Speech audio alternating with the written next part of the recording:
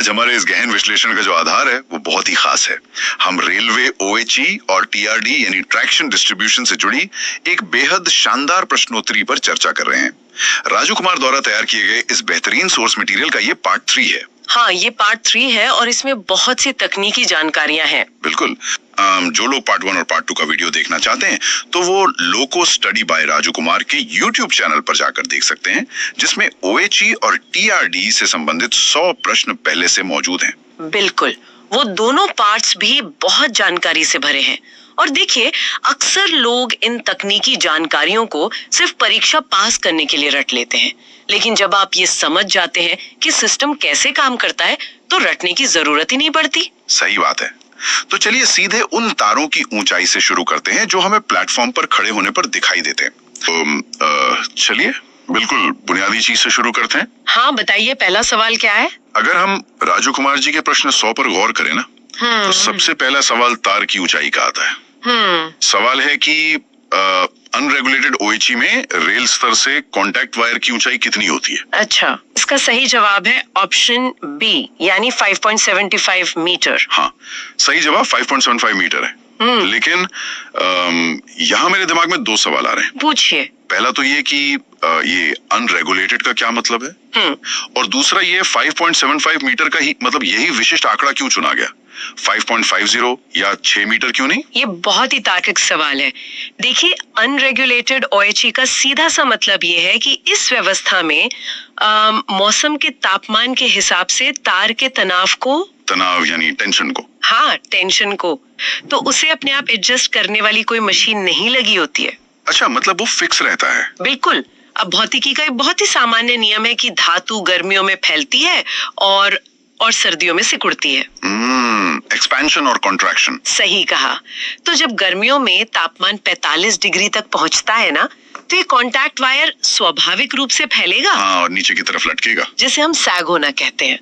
तो 5.75 मीटर की ये जो मानक ऊंचाई है, ये इसलिए तय की गई है ताकि चिलचिलाती गर्मियों में जब तार अपने सबसे निचले स्तर तक लटके ना, तब भी वो ट्रेन के इंजन और उसके पेंटोग्राफ जिससे करंट लिया जाता है उसके लिए पूरी तरह सुरक्षित रहे। अरे वाह, मैं समझ रहा हूँ। मतलब हमने पहले से ही सबसे खराब स्थिति यानी गर्मियों का हिसाब लगाकर 5.75 मीटर तय कर दिया। एकदम सही समझे आप। लेकिन फिर राजू जी के प्रश्न 101 में एक स्थिति थोड़ी बदल जाती है। वो कैसे? सवाल है कि लेवल क्रॉसिंग यानी LC गेट के पास कांटेक्ट वायर की ऊंचाई क्या होती है? LC गेट पर? हाँ, और सही जवाब है C, 5.50 मीटर।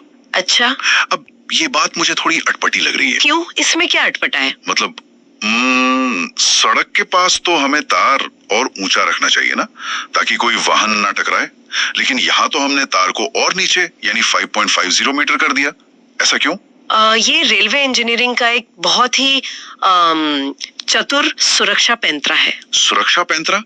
तार नीचे करके? हाँ, देखिए, लेवल क्रॉसिंग गेट पर सड़क के वाहन जैसे बसें, ओवरलोडेड ट्रक या ट्रैक्टर ट्रैक पार करते हैं। हाँ, बिल्कुल करते हैं। तो गेट के दोनों तरफ सड़क पर लोहे के हाइट गेज लगाए जाते हैं। अच्छा, वो पीले और काले रंग के जो खंबे होते हैं? हाँ, वही। तार की ऊंचाई 5.50 मीटर रखने का असली मकसद यह है कि हम हाइट गेज की ऊंचाई को उसी अनुपात में सेट कर सकें। ओहो। इससे सड़क से गुजरने वाले किसी भी ऊंचे वाहन के लिए एक भौतिक सीमा बन जाती है। मतलब एक फिजिकल बैरियर बन जाता है। बिल्कुल। अगर कोई वाहन उस हाइट गेज से टकरा रहा है तो वो वहीं रुक जाएगा और 25,000 वोल्ट के उस जीवित तार तक पहुंच ही नहीं पाएगा। तार को थोड़ा नीचे लाने से ये जो सुरक्षा चक्र है ना, ये और भी ज्यादा स्पष्ट और मजबूत हो जाता है। बेहतरीन। मतलब इसे कहते हैं खतरे को पहले ही रोक देना। बिल्कुल। अच्छा, अब प्रश्न 102 और 103 में ना एक बहुत ही तकनीकी शब्द सामने आता है। कौन सा शब्द? एनकम्ब्रेंस। एनकम्ब्रेंस, ये बहुत जरूरी कॉन्सेप्ट है। हाँ, तो प्रश्न 102 में स्टैंडर्ड एनकम्ब्रेंस पूछा गया है, जिसके विकल्प हैं A 1200, B 1300, C 1400 या D 1500 मिलीमीटर। और सही जवाब है C, 1400 mm। ठीक है। और प्रश्न 103 में पूछा गया है कि अन्य एनकम्ब्रेंस में क्या शामिल है? अच्छा, इसके ऑप्शंस क्या हैं? विकल्प A में 1000 mm है, विकल्प बी में एक पूरी सीरीज है 900, 700, 500, 400, 300 mm की। सी में 800 और डी में 600 mm है। और सही जवाब है विकल्प बी, यानी 900 से लेकर 300 mm तक। बिल्कुल सही। अगर मैं इसकी कल्पना करूं तो क्या ये एक सस्पेंशन ब्रिज की तरह है? सस्पेंशन ब्रिज हाँ। मतलब झूलता हुआ पुल। हाँ, जैसे ऊपर एक मुख्य मोटी केबल होती है जिसे हम कैटेनरी वायर कहते हैं। हाँ, और नीचे वो रास्ता होता है, यानी हमारा कॉन्टैक्ट वायर, बिल्कुल। जिसे छोटे छोटे तारों से मुख्य केबल से लटकाया जाता है। तो क्या इन दोनों के बीच की जो वर्टिकल या कहें लंबवत दूरी है, हाँ। वही इनकम्बरेंस है? हाँ, है ना? अरे वाह, आपने बिल्कुल सटीक एनालॉजी पकड़ी है। वो एक सस्पेंशन ब्रिज ही तो है। सीधे ट्रैक पर जहाँ हवा का बहाव सामान्य है और कोई घुमाव नहीं है ना, हाँ। वहाँ मुख्य केबल और नीचे वाले तार के बीच की स्टैंडर्ड दूरी 1400 mm रखी जाती है। अच्छा, ताकि तार का तनाव संतुलित रहे। बिल्कुल। लेकिन जैसे जैसे ट्रेन पुलों के नीचे सुरंगों में या घुमावदार ट्रैक्स पर जाती है, जहाँ जगह कम होती है, हाँ, जहाँ हमारे पास ऊपर इतनी जगह नहीं होती, वहाँ इस 1400 mm की दूरी को कम करना पड़ता है। ओहो, इसीलिए वो 900 से 300 mm वाले विकल्प थे। एकदम सही। इसीलिए हमें 900 mm से लेकर 300 mm तक के अलग अलग एनकम्बरेंस की जरूरत पड़ती है। जगह जितनी संकरी होगी, एनकम्बरेंस उतना ही कम होगा। क्या बात है। तो ये तो हुई वर्टिकल ऊंचाई की बात। हाँ। अब जरा हॉरिजॉन्टल यानी आड़ी दूरी पर आते हैं। तारों को पकड़ने वाले जो खंभे या मास्ट होते हैं ना, हाँ, मास्ट, उनके बीच की दूरी को स्पैन कहते हैं। बिल्कुल। तो राजू जी का प्रश्न 104 पूछता है कि स्टैंडर्ड स्पैन कौन सा है? इसकी ऑप्शंस क्या क्या हैं? विकल्प हैं ए 72 मीटर, बी 63 मीटर, सी 45 मीटर या डी उपरोक्त सभी। और सही जवाब है डी उपरोक्त सभी। सही है। लेकिन यहाँ मुझे एक बात खटक रही है। स्टैंडर्ड स्पैन है 72, 63 और 45। तो फिर राजू जी ने प्रश्न 105 में ये क्यों पूछा कि लगातार स्पैन की लंबाई में अधिकतम अंतर कितना होना चाहिए? अच्छा सवाल है। इसके विकल्प क्या है? इसके विकल्प हैं ए 10 मीटर, बी 15 मीटर, सी 18 मीटर और डी 20 मीटर। और इसका सही जवाब 18 मीटर है। 18 मीटर। मेरा सवाल ये है कि अगर हमारे पास अलग अलग स्पैन है तो हम उन्हें अपनी मर्जी से क्यों नहीं लगा सकते? ये 18 मीटर की पाबंदी क्यों लगा दी? इसे समझने के लिए ना हमें उस खंभे यानी मास्ट के नजरिए से सोचना होगा।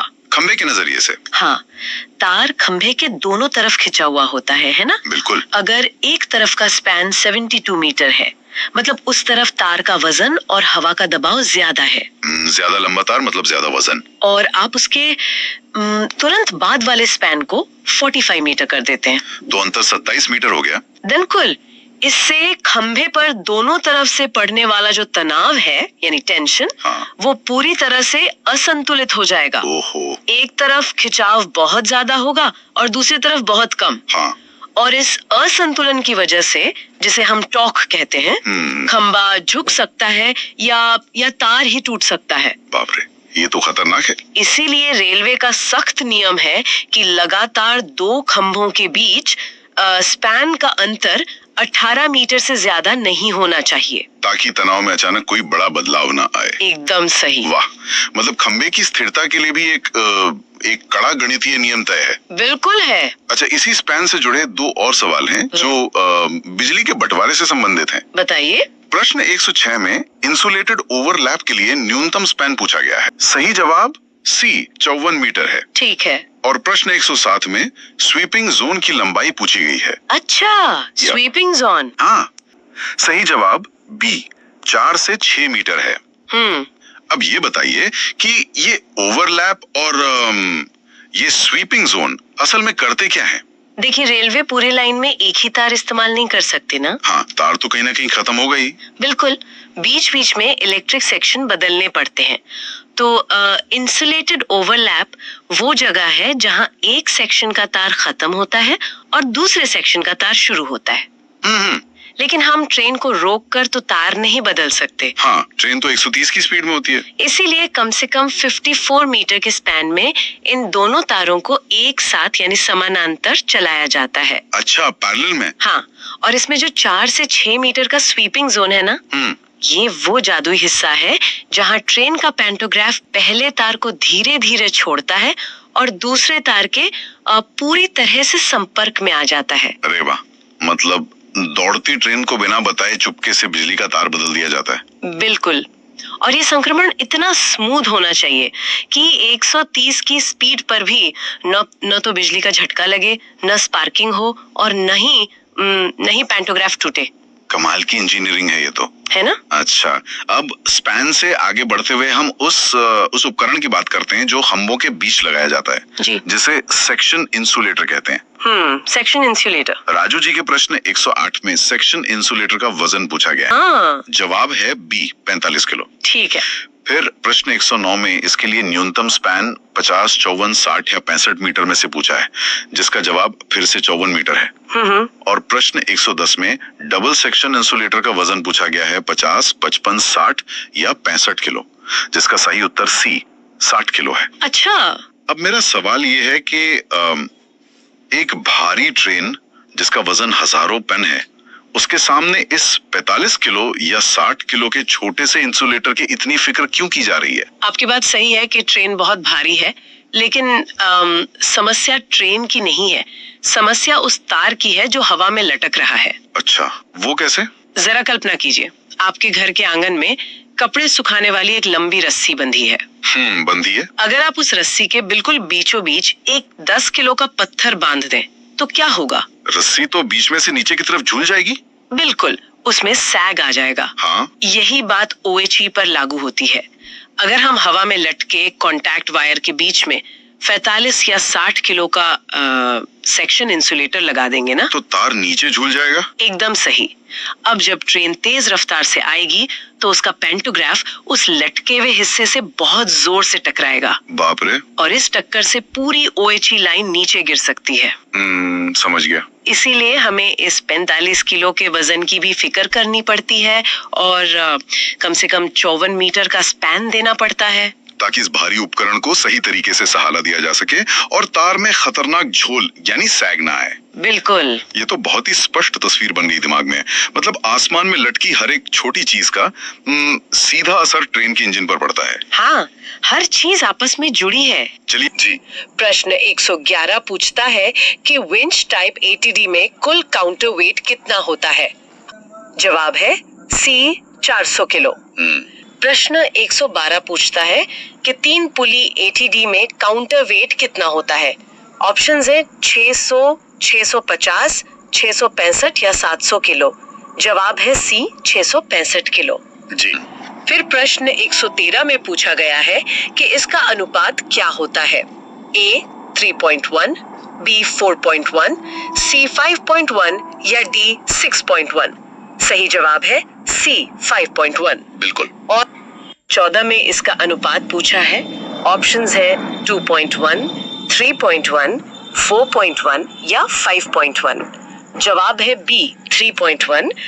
राजू जी के 115वें प्रश्न पर गौर करें तो सवाल है कि OHE सिस्टम का हार्ड ड्रॉन पार्ट कौन सा है? इसका सही उत्तर है ऑप्शन बी, कॉन्टैक्ट वायर। ये हार्ड ड्रॉन होने का क्या मतलब है यहाँ? हार्ड ड्रॉन होने का मतलब है कि उस तांबे को कारखाने में ठंडी अवस्था में खींच कर इतना कठोर बनाया गया है कि उसके अंदर के कण एक ही दिशा में सेट हो गए हैं। ये कोई आम तांबा नहीं है। शुद्ध तांबा बहुत मुलायम होता है, लेकिन हार्ड ड्रॉन कॉपर एकदम पत्थर जैसा। राजू जी का प्रश्न 116 बहुत स्पष्ट रूप से बताता है कि मैकेनिकल एडवांटेज क्या है। हाँ, और सही जवाब है बी, लोड बटा एफर्ट। तो आसान भाषा में इसका क्या मतलब हुआ? आसान भाषा में इसका मतलब है कि आप कितनी कम ताकत लगाकर कितना ज्यादा वजन उठा सकते हैं या खींच सकते हैं। ADD सिस्टम दरअसल खंबे पर लगी गिरनियों यानी पुली का एक ऐसा सेट है जो वजन को कई गुना बढ़ा देता है। पूछता है कि इसका मैकेनिकल एडवांटेज कितना होता है। ऑप्शंस है 3, 4, 5 या 6। जवाब है सी, 5। तो क्या मैं सही समझ रही हूँ कि वो 400 किलो का वजन जो लटक रहा है वो सिर्फ 400 किलो नहीं रह जाता? आप बिल्कुल सही समझ रही हैं। खंबे पर लटकने वाला लोहे का वजन सिर्फ 400 किलो है, लेकिन क्योंकि पुली का मैकेनिकल एडवांटेज 5 है, तो ये तार पर 400 को 5 से गुणा करने के बराबर यानी पूरे 2000 किलोग्राम का खिंचाव पैदा करता है। बाप रे, 2 टन का खिंचाव! मतलब पुली के डिजाइन ने उस 400 किलो की ताकत को 5 गुना बढ़ा दिया। हाँ, यही तो मैकेनिकल एडवांटेज है। अब जरा इसी सिस्टम के दूसरे रूप 3 पुली टाइप ATD को देखते हैं। 18वें प्रश्न में इसका मैकेनिकल एडवांटेज पूछा है, जो ऑप्शंस 2, 3, 4, 5 में से B यानी 3 है। यहाँ देखिए इंजीनियरिंग की खूबसूरती। हमें तार को सीधा रखने के लिए लगभग 2000 किलो का ही खिंचाव चाहिए, लेकिन 3 पुली सिस्टम का मैकेनिकल एडवांटेज केवल 3 है, 5 नहीं। अच्छा, तो इसलिए? हाँ, इसलिए 2000 किलो का लक्ष्य हासिल करने के लिए हमें लटकने वाला वजन बढ़ाना पड़ा। अगर आप 665 किलो को 3 से गुणा करेंगी तो आपको लगभग 1995 किलो यानी करीब 2000 किलो ही मिलेगा। समझ गई। यानी दोनों ही सिस्टम तार को बराबर टाइट रखते हैं, बस पुली के डिजाइन और मैकेनिकल एडवांटेज के कारण नीचे लटकने वाला वजन 400 किलो या 665 किलो हो जाता है। जी हाँ, और ये सिस्टम ना एक जीवित प्राणी की तरह सांस लेता है। गर्मियों में जब 2 किलोमीटर लंबा तांबे का तार फैलता है तो ये भारी वजन गुरुत्वाकर्षण के कारण नीचे खिसक जाता है और अतिरिक्त तार को खींच लेता है। और सर्दियों में? सर्दियों में जब तार सिकुड़ता है तो तार वजन को ऊपर खींच लेता है। तार कभी ढीला नहीं होता और कभी इतना टाइट नहीं होता कि टूट जाए। ये सच में एक सांस लेने वाले जीव की तरह है, जो मौसम के हिसाब से खुद को एडजस्ट कर रहा है। इसके आंकड़े से लगता है। प्रश्न है कि कांटेक्ट वायर का औसत जीवन काल कितना होता है, और जवाब है C, 25 साल। बिल्कुल। मुझे ये सोचकर ही हैरानी होती है कि 25 सालों तक लाखों ट्रेनें उस तार से अपना पेंटोग्राफ रगड़ती हुई गुजरती हैं।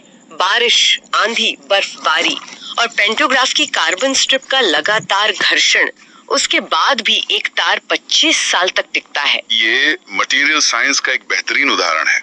लेकिन देखिए, तार अकेला कुछ नहीं कर सकता, उसे पकड़ने वाला ढांचा भी उतना ही स्मार्ट होना चाहिए। और यहीं पर आता है प्रश्न 120 का विषय, कैंटिलीवर असेंबली। प्रश्न है कि ये असेंबली किस प्रकार की होती है, और सही जवाब है C, स्विवलिंग टाइप। मुझे स्विवलिंग शब्द सुनते ही अपने दफ्तर की उस घूमने वाली कुर्सी की याद आती है, जो अपनी जगह पर रहते हुए इधर उधर घूम सकती है। क्या ये कुछ वैसा ही है? आपका उदाहरण एकदम सटीक है। अभी हमने बात की कि कैसे ATD सिस्टम मौसम के अनुसार तार को खींचता या ढीला छोड़ता है। जब तार सिकुड़ता या फैलता है तो वो लंबाई में आगे या पीछे की तरफ मूव करता है। हाँ? अब सोचिए, अगर तार को पकड़ने वाला कैंटिलीवर फिक्स्ड या कठोर लोहे का बना हो तो क्या होगा? 2000 किलो के खिंचाव के साथ जब तार आगे बढ़ेगा तो उस फिक्स्ड ढांचे को मरोड़ के तोड़ देगा। ओह, तो उसे थोड़ा लचीला होना चाहिए। बिल्कुल, इसलिए इसे स्विवलिंग बनाया जाता है। खंबे पर जहां ये ढांचा जुड़ा होता है वहां हिंज होते हैं। जब तार आगे पीछे मूव करता है तो पूरा का पूरा कैंटिलीवर कुर्सी की तरह अपनी धुरी पर हल्का सा आगे या पीछे की तरफ घूम जाता है। क्या बात है। इससे तार का तनाव खत्म हो जाता है और ढांचा सुरक्षित रहता है। मतलब इंजीनियरिंग का हर एक पुर्जा कितनी सोच समझ कर बनाया गया है। चलिए, तार लटक गए, खिंचाव आ गया और ढांचा भी सेट हो गया, लेकिन सबसे जरूरी चीज करंट। करंट एक तार से दूसरे तार में या एक सेक्शन से दूसरे सेक्शन में कैसे जाता है? इसके लिए जंपर्स का इस्तेमाल होता है। हाँ, राजू जी के डेटा में प्रश्न 121 और 122 C जंपर की बात करते हैं। 121वां प्रश्न है कि सपोर्ट से C जंपर की दूरी कितनी होती है? जवाब है C, 5.6 मीटर। जी। और 122वां प्रश्न है कि लगातार 2 C जंपर्स के बीच की दूरी कितनी होती है? और इसका जवाब है C, 350 मीटर। ये C जंपर आखिर करते क्या है? हमने शुरू में कैटेनरी वायर और कांटेक्ट वायर की बात की थी ना? हाँ। ये C जंपर उन दोनों ऊपर नीचे वाले तारों को आपस में जोड़ते हैं। ऐसा इसलिए किया जाता है ताकि दोनों तारों में करंट का फ्लो एक समान रहे। अगर ट्रेन सिर्फ नीचे वाले कांटेक्ट वायर से सारा करंट खींचेगी तो वो तार ओवरहीट होकर पिघल सकता है।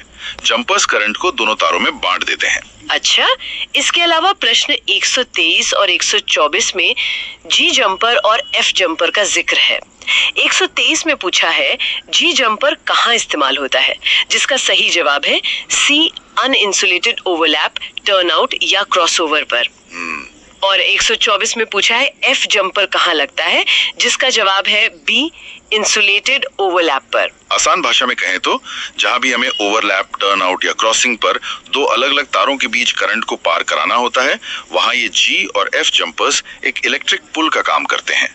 ये सुनिश्चित करते हैं कि पैंटोग्राफ जब एक तार से दूसरे पर जाए तो ट्रेन को एक माइक्रोसेकंड के लिए भी पावर कट का सामना न करना पड़े। कमाल है।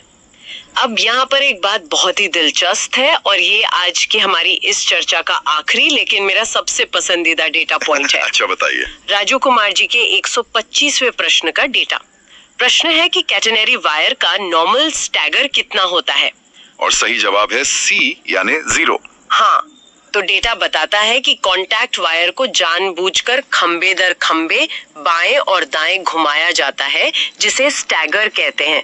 उसका स्टैगर प्लस माइनस 200 mm होता है। जी हाँ, और ऐसा इसलिए किया जाता है ताकि ट्रेन के पेंटोग्राफ की जो कार्बन स्ट्रिप तार से रगड़ खा रही है वो सिर्फ एक ही जगह से ना घिसे। अगर तार बिल्कुल सीधा होगा तो वो कार्बन में गहरा गड्ढा बना देगा और उसे काट देगा। लॉजिकल है। तार के जिगजैग होने से कार्बन स्ट्रिप पूरी चौड़ाई में घिसती है और ज्यादा दिन चलती है। ये बात तो समझ आती है, लेकिन जो मुझे सबसे ज्यादा चौंका गया वो ये है कि ऊपर वाले कैटेनरी वायर का स्टैगर बिल्कुल शून्य यानी 0 होता है। देखिए, यहाँ आकर सारी इंजीनियरिंग एक साथ मिल जाती है। कैटेनरी वायर सबसे ऊपर होता है, उसका काम ट्रेन को टच करना नहीं है बल्कि नीचे के पूरे सिस्टम, तारों, ड्रॉपर और वजन को उठाना है।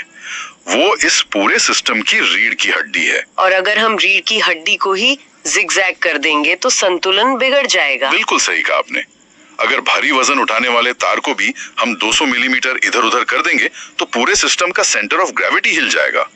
इसलिए कैटेनरी वायर पटरियों के बिल्कुल बीचों बीच एग्जैक्ट 0 स्टैगर पर बिल्कुल सीध में खड़ा रहता है। क्या बात है, मतलब नीचे वाला तार पैंटोग्राफ को बचाने के लिए दाएं बाएं डांस कर रहा है और ऊपर वाला तार एक जिम्मेदार अभिभावक की तरह बिल्कुल सीधा खड़ा होकर बिना हिले पूरी जिम्मेदारी और वजन उठा रहा है। हाँ, आप इसे बिल्कुल इसी तरह से देख सकती हैं। एक बेहतरीन साझेदारी है ये। तारों को सीधा रखना सुनने में तो सबसे आसान काम लगता है ना? हाँ, लेकिन राजू कुमार जी के नोट्स का प्रश्न संख्या 126 हमारी इस पूरी सोच को ही पलट देता है। और इसके विकल्प दिए गए हैं। ए है प्लस माइनस 100 मिलीमीटर, बी है प्लस माइनस 200 मिलीमीटर, सी है प्लस माइनस 300 मिलीमीटर और डी है 0। सामान्य बुद्धि तो यही कहेगी ना कि तार को 0 पर यानी एकदम बीचों बीच सीधा रखना चाहिए। यही तो सारी इंजीनियरिंग है। यहाँ सबसे रोचक बात ये है कि अगर तार को बिल्कुल सीधा या 0 पर रखा गया तो ट्रेन के ऊपर लगा पैंटोग्राफ जो तार से बिजली खींचता है, हाँ वही, वो लगातार एक ही जगह पर रगड़ खाएगा और इससे पैंटोग्राफ बीच में से कटकर 2 टुकड़ों में बंट सकता है। इसलिए तार को जानबूझकर थोड़ा दाएं और बाएं किया जाता है जिसे हम स्टैगर कहते हैं। अच्छा, तो घुमावदार ट्रैक पर ट्रेन के झुकाव को देखते हुए ये स्टैगर अधिकतम 300 मिलीमीटर तक रखा जाता है। यानी इसका सही उत्तर है सी प्लस माइनस 300 मिलीमीटर। क्या बात है, मतलब समस्या से बचने के लिए जानबूझकर तार को टेढ़ा किया जा रहा है। ये तो कमाल है। इसी से जुड़ा अगला प्रश्न 127 है। कर्व ट्रैक पर कैटेनरी वायर का स्टैगर कितना होता है? तो अगर कॉन्टैक्ट वायर 300 मिलीमीटर है तो क्या कैटेनरी भी उतना ही हिलेगा? नहीं, यहाँ सही जवाब विकल्प ए है यानी प्लस माइनस 100 मिलीमीटर। मैं बताती हूँ क्यों। कैटेनरी वायर वो मुख्य तार है जो सबसे ऊपर होता है और कॉन्टैक्ट वायर का वजन उठाता है। ओके, ये सीधे पैंटोग्राफ के संपर्क में नहीं आता ना। हाँ, इसका मुख्य काम स्थिरता देना है, इसलिए घुमावदार रास्तों पर इसे ज्यादा खिसकाने की जरूरत नहीं होती है। सिर्फ 100 मिलीमीटर का स्टैगर इसकी मजबूती और संतुलन बनाए रखने के लिए काफी है। समझ गया। तो कॉन्टैक्ट वायर 300 मिलीमीटर खिसक रहा है और उसे थामने वाला कैटेनरी सिर्फ 100 मिलीमीटर। बहुत ही सटीक संतुलन है ये। लेकिन प्रश्न 128 एक अलग ही उपकरण की बात करता है। वो क्या है? सवाल है, सेक्शन इंसुलेटर का स्टैगर कितना होता है? अब ये सेक्शन इंसुलेटर क्या बला है और इसका स्टैगर कितना होना चाहिए? सेक्शन इंसुलेटर को रेलवे के पावर ब्रेकर की तरह समझा जा सकता है। ये 2 अलग अलग पावर ब्लॉक्स को बांटता है ताकि अगर एक हिस्से में फॉल्ट आए तो पूरा ग्रिड फेल ना हो जाए। अच्छा, मतलब एक तरह का सेफ्टी स्विच। बिल्कुल। और ये एक बहुत ही भारी उपकरण होता है जो तारों के बीच लगा होता है। भारी होने की वजह से अगर इसे दाएं बाएं किया गया तो ये पूरे सिस्टम का संतुलन बिगाड़ देगा। इसलिए इसका सही जवाब सी है यानी 0। 0 मतलब बिल्कुल बीच में। हाँ, इसे बिल्कुल ट्रैक के केंद्र में होना चाहिए ताकि पेंटोग्राफ बिना किसी झटके के बहुत ही आराम से इसके नीचे से गुजर सके। समझ में आ रहा है। हल्के तारों को खिसकाओ, भारी उपकरण को बीच में रखो। तो अब क्लियरेंस या सुरक्षा दूरी की बात करते हैं। प्रश्न 129 है, मेन लाइन पर न्यूनतम स्टडी क्लियरेंस कितना होता है? इसका क्या जवाब होगा? इसका सही जवाब विकल्प बी है, 250 मिलीमीटर। देखिए, स्टेडी क्लियरेंस वो कम से कम दूरी है जो OHE के लाइव तारों यानी जिनमें करंट है और खंबे के बीच होनी चाहिए। हाँ, खंबे जिसे मास्ट भी कहते हैं। बिल्कुल। अब मेन लाइन की बात करें तो वहाँ ट्रेनें अपनी पूरी रफ्तार से गुजरती हैं। तेज रफ्तार का मतलब है हवा का बहुत भारी दबाव और झटके। सही बात है। तो सुरक्षा के लिहाज से ये जरूरी है कि तार हिलकर खंबे से न टकराएं, इसलिए ये दूरी कम से कम 250 मिलीमीटर रखी ही जाती है। और इसी तर्क को अगर आगे बढ़ाएं तो राजू कुमार जी की सूची में अगला सवाल, जो एक और प्रश्न 130 के रूप में दर्ज है, वो पूछता है लूप लाइन पर न्यूनतम स्टेडी क्लियरेंस कितना होता है? हाँ। तो क्या ये मेन लाइन से अलग होगा? बिल्कुल, और यहाँ भौतिकी का वही नियम काम करता है। लूप लाइन वो ट्रैक है जहाँ ट्रेनें आमतौर पर रुकने के लिए या साइड में खड़े होने के लिए धीमी गति से आती हैं। अच्छा, मतलब स्पीड कम होती है। हाँ, अब गति कम है तो हवा का दबाव भी कम होगा और तारों के हिलने की गुंजाइश भी कम होगी। इसीलिए यहाँ 180 मिलीमीटर का क्लियरेंस, जो कि विकल्प बी है, पूरी तरह सुरक्षित और पर्याप्त माना जाता है। ये बहुत ही तार्किक है। मेन लाइन पर तेज रफ्तार तो ज्यादा क्लियरेंस, लूप लाइन पर कम रफ्तार तो कम क्लियरेंस। तारों की जगह और दूरी तय होने के बाद अब उन छोटे छोटे उपकरणों की तरफ मुड़ते हैं जो इस पूरे सिस्टम को जोड़ के रखते हैं। हाँ, ये बहुत जरूरी हिस्से हैं, जहाँ छोटे छोटे पुर्जे तय करते हैं कि करंट कैसे और कहाँ बहेगा। ये नर्वस सिस्टम वाली तुलना बहुत ही शानदार है। जिस तरह शरीर में नसें दिमाग से निर्देश लेकर हर अंग तक पहुंचाती हैं और संतुलन बनाती हैं। बिल्कुल, वैसे ही ये उपकरण पावर को कंट्रोल करते हैं और तारों को सही जगह पर जकड़ कर रखते हैं। तो इसी नर्वस सिस्टम का पहला पुर्जा देखते हैं। स्रोत में एक बार फिर से प्रश्न 130 का क्रमांक दिया गया है। सवाल है, एडजस्टेबल ड्रॉपर कहाँ लगाए जाते हैं? अब ड्रॉपर तो समझ आता है, जो तार को लटकाता है, पर ये एडजस्टेबल ड्रॉपर की क्या जरूरत पड़ गई भाई? इसका सही जवाब है विकल्प बी, सेक्शन इंसुलेटर।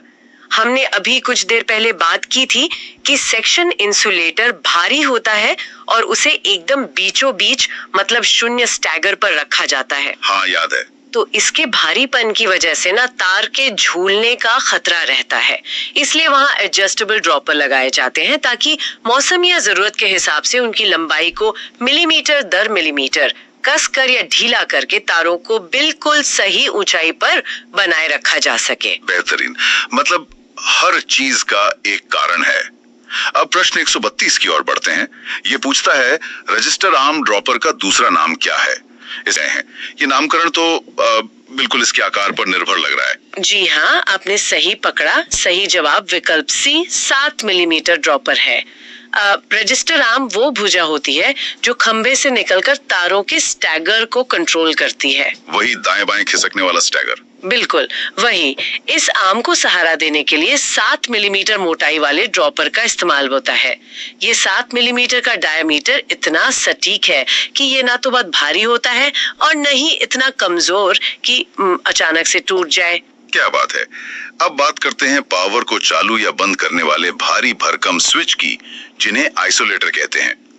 घर के स्विच तो कुछ एम्पियर के होते हैं, लेकिन रेलवे में प्रश्न 133 पूछता है सिंगल पोल आइसोलेटर की करंट क्षमता कितनी होती है? रेलवे में पावर का स्तर बहुत बड़ा होता है। सिंगल पोल आइसोलेटर की क्षमता 600 एम्पियर होती है, यानी विकल्प सी। 600 एम्पियर बहुत ज्यादा है।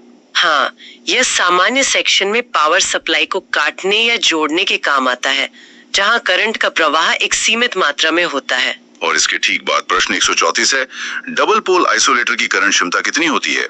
विकल्पों में ए 600 एम्पियर, बी 700 एम्पियर, सी 800 एम्पियर और डी 900 एम्पियर दिए गए हैं।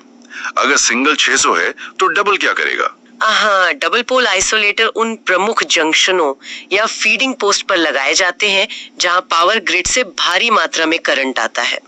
यहाँ सही जवाब विकल्प सी, 800 एम्पियर है। अच्छा, 1200 नहीं 800 एम्पियर। हाँ, क्षमता को 600 से बढ़ाकर 800 इसलिए किया जाता है ताकि ओवरलोड या शॉर्ट सर्किट की स्थिति में ये भारी करंट को बिना जले सुरक्षित तरीके से काट सके। कमाल है। यहाँ से हमारी चर्चा ना सच में एक बहुत ही रोमांचक मोड़ लेती है। अच्छा, वो कैसे? देखिए, अगर गिटार बजाने की बात की जाए तो सभी जानते हैं कि तारों को कसना कितना जरूरी है।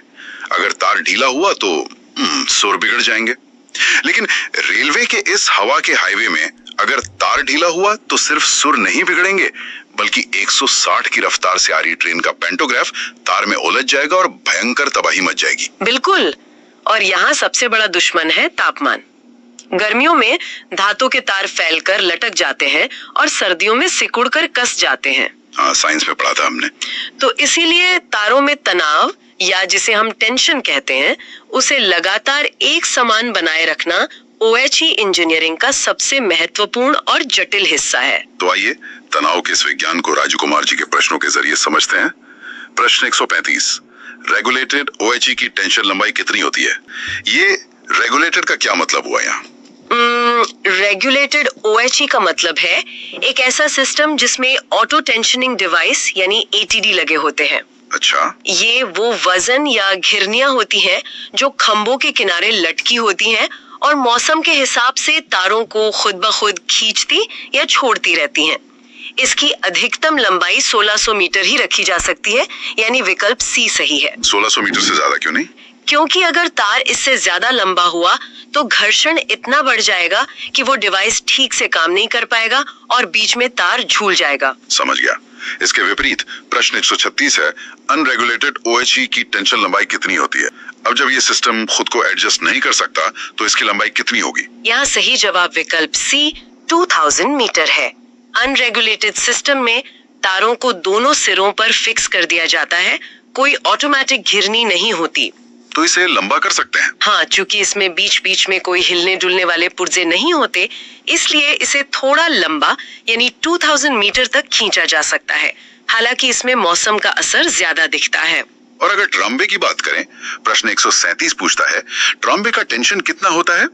विकल्प A 1000 kilogram, B 1100 kilogram, C 1250 kilogram और D 1500 किलोग्राम दिए गए हैं।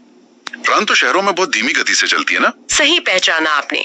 ट्रैमवे सिस्टम बहुत ही साधारण होता है, गति बहुत कम होती है, इसलिए तारों को बहुत ज्यादा कसने की जरूरत नहीं होती है। इसमें केवल 1250 किलोग्राम का टेंशन पर्याप्त होता है, यानी विकल्प C। जी, ये 1250 किलो का खिंचाव तार को सीधा रखने के लिए काफी है। अब भारी भरकम रेलवे लाइनों पर आता है। एक मिनट, इन आंकड़ों को सुनकर ना सच में हैरानी होती है।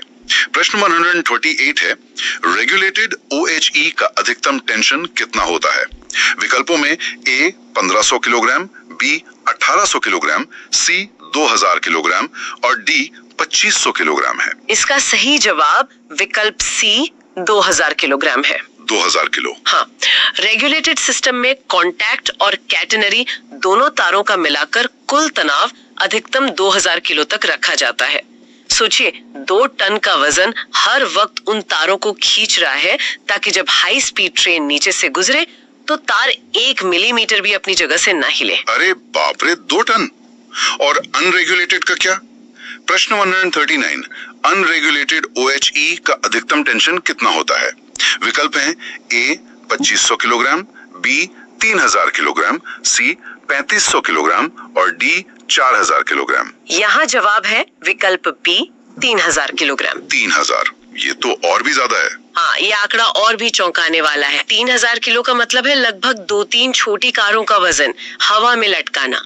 अनरेगुलेटेड सिस्टम में तार मौसम के साथ खुद को एडजस्ट नहीं कर सकते ना। हाँ, कोई ऑटोमेटिक घिरनी नहीं होती। तो इसीलिए शुरुआत में ही उन्हें 3000 किलो के भारी तनाव पर कस दिया जाता है, ताकि भयंकर गर्मियों में जब तार फैले तब भी वे इतना न झूले कि ट्रेन से ही टकरा जाएं। ये तो वाकई अद्भुत है। अब ये देखते हैं कि इस कुल तनाव में अलग अलग तारों का कितना हिस्सा होता है। तो प्रश्न 14 है, एल्यूमिनियम कैटेनरी वायर का टेंशन कितना होता है? विकल्प हैं A 600 kilogram, B 700 kilogram, C 800 kilogram या D 900 किलोग्राम। इसका सही जवाब विकल्प C 800 किलोग्राम है। कैटेनरी वायर पूरे सिस्टम की रीढ़ की हड्डी है जो वजन उठाता है। एल्यूमिनियम हल्का होता है, फिर भी 800 किलो का तनाव इसे सीधा और मजबूत बनाए रखता है। और जो तार पेंटोग्राफ से छूता है उसका क्या? प्रश्न 141 है, एल्यूमिनियम कॉन्टैक्ट वायर का टेंशन कितना होता है? विकल्पों में ए 1000 किलोग्राम, बी 1100 किलोग्राम, सी 1200 किलोग्राम और डी 1300 किलोग्राम दिए गए हैं। यहाँ सही जवाब है विकल्प सी 1200 किलोग्राम। मतलब कैटेनरी से ज्यादा। बिल्कुल, कॉन्टैक्ट वायर को कैटेनरी से ज्यादा तनाव की जरूरत इसलिए होती है क्योंकि ट्रेन का पैंटोग्राफ सीधे इसी से रगड़ खाता है। अगर ये थोड़ा भी ढीला हुआ तो घर्षण से पैदा होने वाली लहरें या वेव्स तार को तोड़ सकती हैं। बाप रे, एक और रोचक तार है anti creep wire. Raju ji का प्रश्न 142 पूछता है, एंटी क्रीप वायर का टेंशन कितना होता है? विकल्प ए 800 किलोग्राम, बी 900 किलोग्राम, सी 1000 किलोग्राम और डी 1100 किलोग्राम है। ये क्रीप करने से कैसे रोकता है? क्रीप का मतलब है तारों का एक ही दिशा में खिसकते जाना। अच्छा। हाँ, जब ट्रेनें लगातार एक ही दिशा में चलती हैं, तो वे तारों को भी अपने साथ थोड़ा थोड़ा खींचती हैं। इसे रोकने के लिए बीच में एक एंकर या लंगर की तरह एंटी क्रिप वायर लगाया जाता है। इसे अपनी जगह पर अडिग रहने के लिए 1000 किलोग्राम के तनाव की आवश्यकता होती है, जो कि विकल्प सी है। और तनाव की सीरीज का आखिरी सवाल प्रश्न 143, क्रॉस फीडर वायर का टेंशन कितना होता है? विकल्प हैं ए 300 किलोग्राम, बी 350 किलोग्राम, सी 400 किलोग्राम या डी 450 किलोग्राम। इसका जवाब विकल्प सी 400 किलोग्राम है। ये इतना कम क्यों है? क्योंकि क्रॉस फीडर वायर सिर्फ एक ट्रैक से दूसरे ट्रैक पर बिजली ले जाने का काम करता है। इस पर पेंटोग्राफ नहीं चलता ना, इसलिए इसे बहुत ज्यादा सीधा रखने की कोई मजबूरी नहीं है।